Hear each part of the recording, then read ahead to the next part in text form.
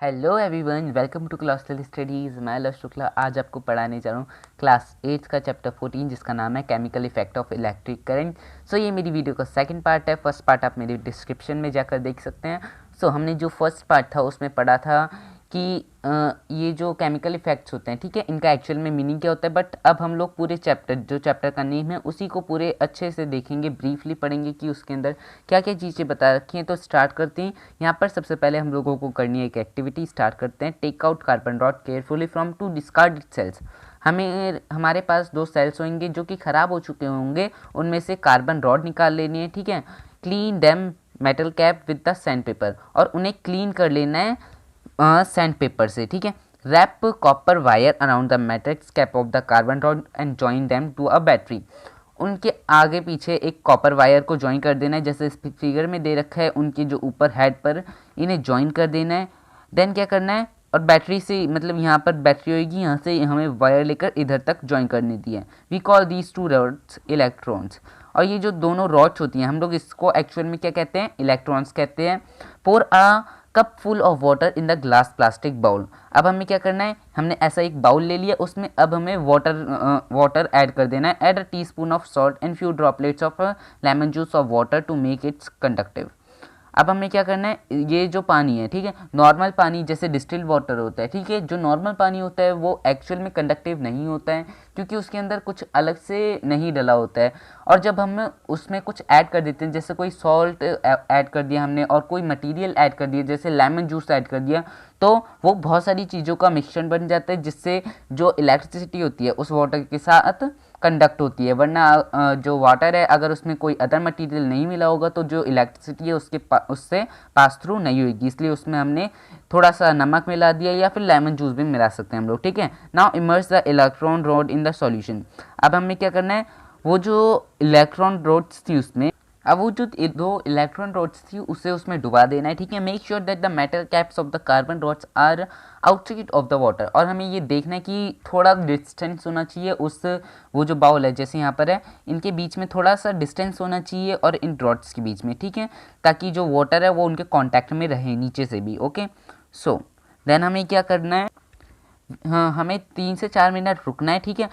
Observe the electron carefully. अब हमें जो इलेक्ट्रॉन्स थे, ठीक है, इलेक्ट्रॉन्स मतलब वो जो सेल में से हमने डिस्कार्डेड कार्बन निकाला था उसे ही कहते हैं ना।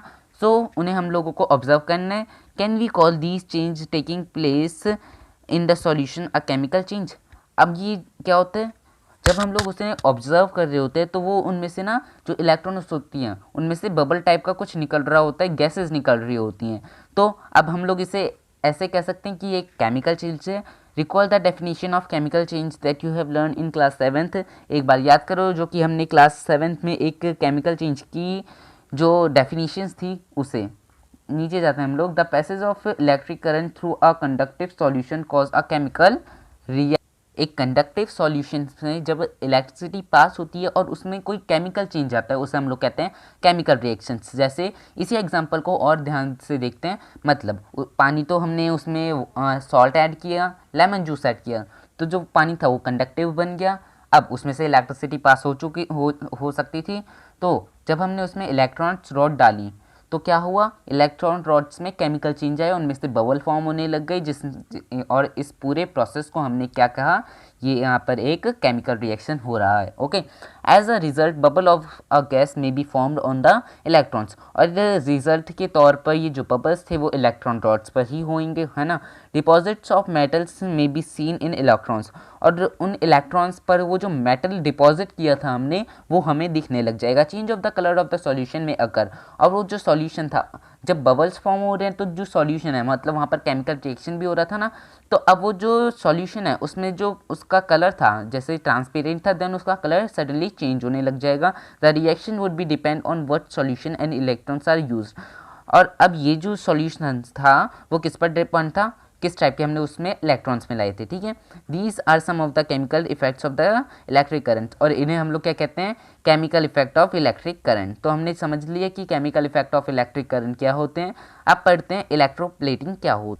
सो the process of deposition a layer of any desired metal on another material by the means of electricity is called electroplating. अब हमने कई जगह पर देखा होगा कि कोई जो कार है या फिर जैसे देखते हैं एक बाइसिकल है, उस पर बहुत ज़्यादा वो क्या होती है, शाइनी सी होती है, ठीक है। या फिर हमने ये भी सुना है कि एक अंगूठी पर सोने का पानी चढ़ा दिया है। तो इसका मतलब क्या होता है, एक डिज़ायर मेटल, मतलब एक अच्छी चीज़ की दूसरे चीज़ पर डालना, ठीक है। एक डिज़ायर मेटल को दूसरे मेटल पर डालना, उसे हम लोग कहते हैं इलेक्ट्रोप्लेटिंग, ठीक है। और किसके थ्रू, इलेक्ट्रिसिटी के through. So we will need copper sulfate and 2 copper plates of the size around 10 into 4, ठीक है। हमें क्या चाहिए, एक कॉपर सल्फेट और कॉपर प्लेट्स चाहिए जिनकी साइज़ कितने होने चाहिए, 10 × 4, ठीक है। Takes 250 ml of distilled water, हमें 250 मिलीमीटर का डिस्टिल्ड वाटर ले लेना है और उसे बीकर में डाल देना है अच्छे से, ठीक है। Dissolve teaspoon of copper sulphate in, और उसमें टीस्पून, ठीक है, छोटी सी चम्मच हमें कॉपर सल्फेट की डाल लेनी है ताकि जो सॉल्यूशन है वो क्या हो जाए, वो कंडक्टिव बन जाए। Add a few droplets of distilled sulphuric acid to the copper sulphate solution to make its more conductive, ठीक है। यहाँ पर भी वही बता रखा है कि इसे कंडक्टिव बनाने के लिए हमने उसमें कॉपर सल्फेट सॉल्यूशन मिलाया है। Clean copper plates with sand paper, अब ये जो कॉपर प्लेट्स थी, ठीक है, उन्हें हमें सैंड पेपर के थ्रू क्लीन कर देना है। सैंड पेपर होता है क्या, एक्चुअल में एक पेपर होता है जिस पर वो थोड़ा फ्रिक्शनलेस सैंड पेपर होता है, जिससे जो चीज़ें होती हैं वो क्लीन बन जाती हैं। Okay, now rinse them with the water and dry things, अब उसे हमने प्लेट्स ली थी, ठीक है, उन्हें अच्छे से साफ़ कर देना है एक ड्राई क्लॉथ से, ठीक है। Connect the copper plates to the terminator of battery and immerse them to the copper sulphate solution. अब हमें क्या करना है, वो दोनों जो बैटरी थी उनसे कनेक्ट कर देना है वो दोनों कॉपर प्लेट्स थी, ठीक है। Allow the current to pass for 15 minutes, और हमें क्या करना है, वेट करना है 15 मिनट तक। Now remove the electrons from the solution and look at them carefully, do you find any differences on them. अब हमें 15 मिनट तक रुकना है और देखना है कि उनमें क्या डिफरेंस आया। वैसे आया होएगा एक जगह कलर दूसरी जगह पर पड़ गया होएगा, इसे हम लोग अभी पिक्चर के थ्रू चलते हैं, समझते हैं। यही थी वो एक्टिविटी, ठीक है। हमने 2 कॉपर प्लेट्स थी, ये दोनों उन्हें वाटर में मिला दिया, ठीक है। देन क्या किया हमने, ये जो वाटर है उसमें हमने कॉपर सल्फेट सॉल्यूशन मिलाया था थोड़ा सा, ताकि जो वो वाटर है वो कंडक्टिव बने। अब इस प्लेट पर थोड़ी सी हमने क्या की थी, इस पर अलग से लेयर लगा दी थी हमने मेटल की। अब जब हमने इसे डाला तो क्या होगा, इलेक्ट्रिसिटी के थ्रू इसका जितना भी मेटल था, ठीक है, ये नेगेटिव साइड था, ये पॉजिटिव साइड था बैटरी का, तो जितना भी नेगेटिव साइड से मेटल था वो पॉजिटिव साइड पर चला गया। तो इसी को कहते हैं, मतलब एक डिज़ायर मेटल को दूसरे मेटल पर डालना, उसे हम लोग कहते हैं इलेक्ट्रोप्लेटिंग। सो यहाँ पर हमारी होती है ख़त्म। अगर आपको कोई भी डाउट हो, कोई भी क्वेरी हो, मेरे कमेंट सेक्शन में लिखना मत भूलना, मैं आपको उसके आंसर बताऊंगा। मेरी वीडियोस को लाइक करना, मेरे चैनल को सब्सक्राइब करना और मुझे इंस्टाग्राम पर भी फॉलो करो। So thank you everyone.